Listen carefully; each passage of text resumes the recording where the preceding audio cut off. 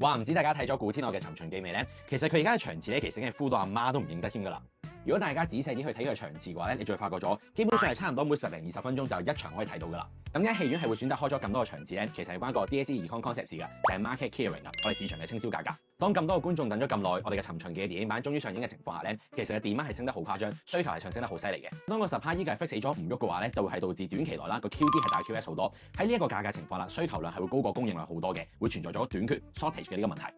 所以各大嘅戲院咧就會選擇加開咗好多嘅場次，令到供應咧就係向右移嘅，增加翻個供應量出嚟，從而令到個市場嘅情況咧係可以翻去我哋嘅 market clearing level 啦，市場清銷嘅水平嘅，咁令到 shortage 係消滅咗，甚至乎係可能可以減少咗我哋短缺嘅情況嘅。唔講咁多，已經訂咗1月1號嘅飛啦，古天樂到時見咯。